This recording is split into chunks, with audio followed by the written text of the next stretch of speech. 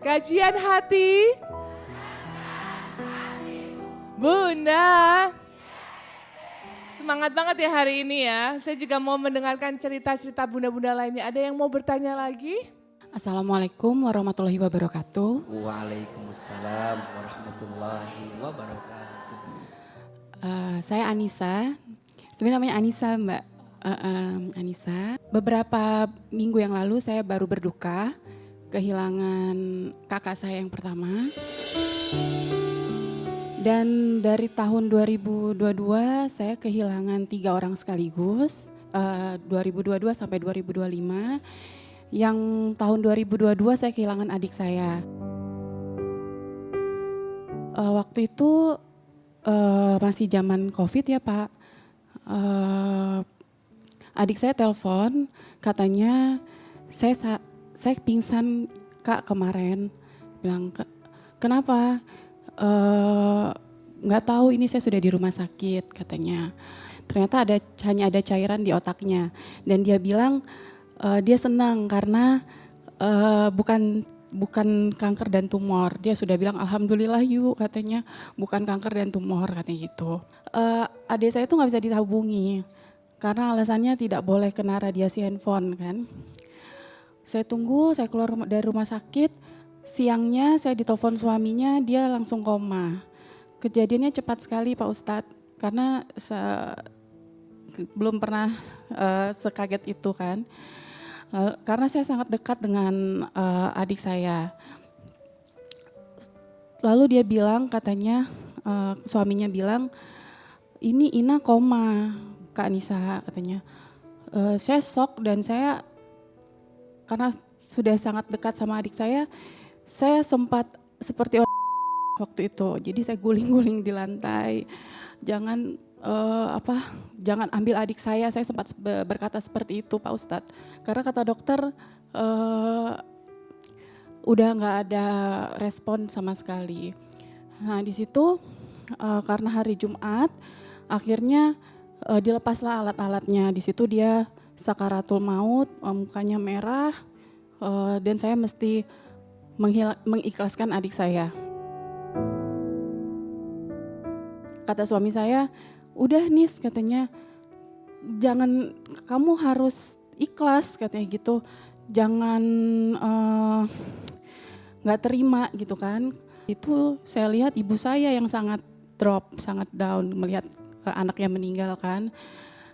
Setelah itu, setelah dikubur, saya pergi bersama ibu saya. Ibu saya bilang, Anissa sekarang kamu adalah anak yang paling kuat katanya gitu. Karena kakak saya kan sakit-sakitan juga. Iya Bu, iya gitu. Setelah 1 tahun kemudian, hari Idul Fitri Pak Ustadz, hari Idul Fitri setelah ibu saya sholat subuh tahun 2023, ibu saya tuh sesak napas. Subuhnya itu saya lagi siap-siap mau sholat Idul Fitri, saya ke kamarnya, saya lihat dia cuman duduk di samping di kasurnya. Bu kenapa Bu, seperti orang yang ngorok ya Pak Ustadz istilahnya, batukin aja saya bilang gitu. Tapi dia diam aja Pak, diam. Saya sempat bawa ke mobil, di perjalanan di mobil saya mau ke rumah sakit, di setengah perjalanan ibu saya, keponakan saya juga di belakang teriak gitu Pak, dan saya sempat dengar ibu saya bilang la ilaha illallah gitu Pak. Di rumah sakit perawatnya bilang ibu saya udah nggak ada waktu saat itu Pak. Di situ saya nangis di tangga sama keponakan saya kan, saya cuma nangis. Dan saya teringat perkataan ibu saya waktu itu, ternyata memang saya jadi anak harus yang paling bertanggung jawab. Dan seminggu yang lalu juga kakak saya meninggal, umurnya baru 41 tahun. Karena darah tinggi dan kena ginjal Pak, sehingga dia memang 1 tahun ini sudah sakit. Berarti 3 tahun berturut-turut? Iya Pak Ustadz, 3 tahun 2022. adik, 2023 ibu, ibu, 2024, 2025 2025 ini ini kakak. kakak saya.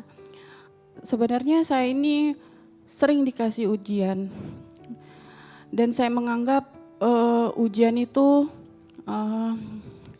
yang berat-berat sudah saya lalui dan itu yang menguatkan saya. Saya juga punya keponakan 2 yang saya urus di rumah dan mau saya sekolahkan, dan juga anak-anak saya 3 di rumah. Itu Pak Ustadz. Pak Ustadz, saya mau tanyakan kenapa Allah memberi saya ujian ini Pak Ustadz?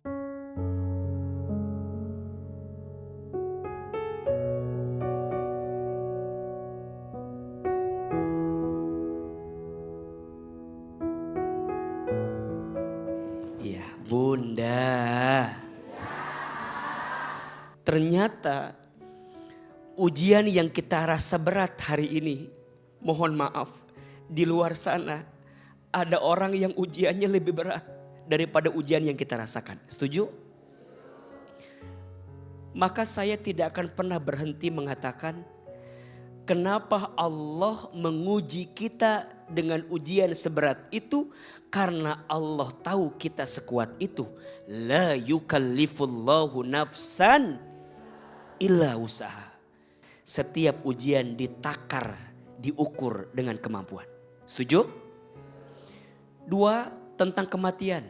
Mohon maaf, kematian itu kepastian. Mau tidak mau, suka tidak suka, pasti kita semua akan bertemu dengan yang namanya kematian. Kullu nafsin dha'iqatul maut. Setiap yang bernafas, yang berjiwa pasti akan bertemu dengan yang namanya kematian. Dan tolong catat baik-baik. Ada 3 misteri kematian yang sampai saat ini kita tak akan pernah tahu jawabannya. 1, waktu kematian. Tidak ada yang tahu kapan kita diwafatkan. Tua, muda bukan ukuran. Karena mati bukan nomor urut, tapi mati nomor cabut. Adik beliau lebih duluan dipanggilnya. Kemudian ibu. Kemudian kakak. Kalau secara urutan harusnya ibu dulu. Tapi tidak. Allah paling tahu waktunya.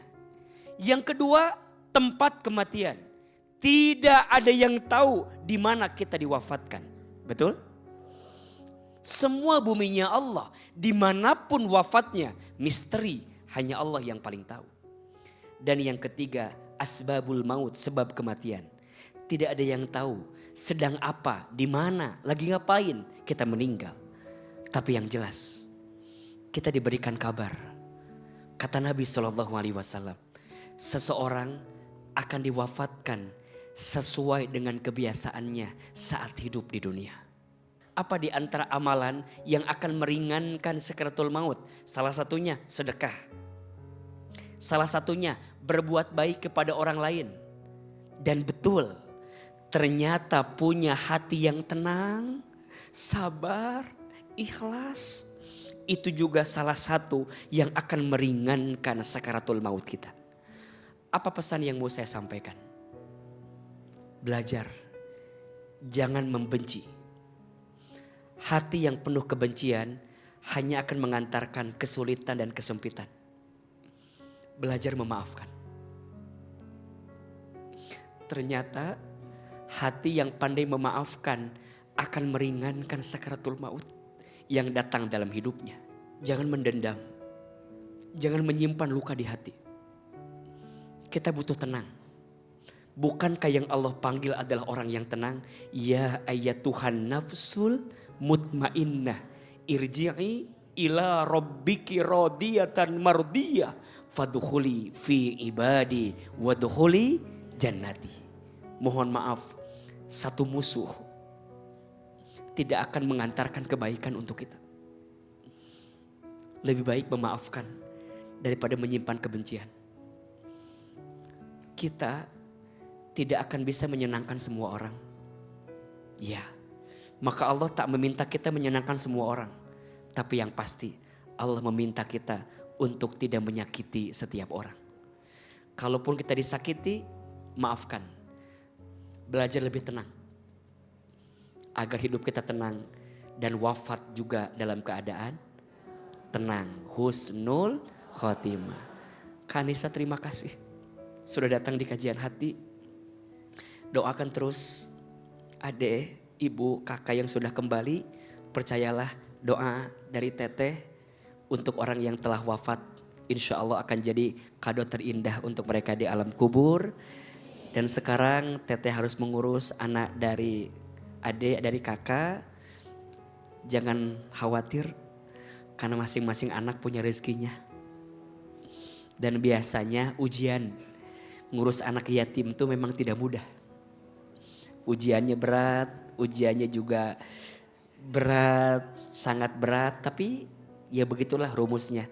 Makin berat ujiannya, makin besar juga pahalanya. Insya Allah. Udah kehilangan adik saya, terus saya kehilangan ibu saya. Ya, lama saya kehilangan, masih nangis pun masih. Lagi ngapain ya Ina gitu loh. Ibu lagi ngapain kayak gitu. Terus kalian udah sama dunia kalian, saya masih di sini gitu. Saya pengen bilang sama ibu saya,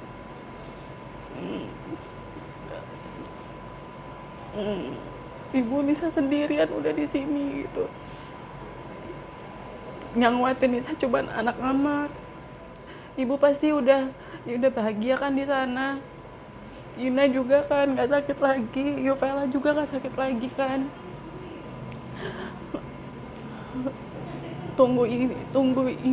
Tunggu Nisa sama Ibang ya, Ibu.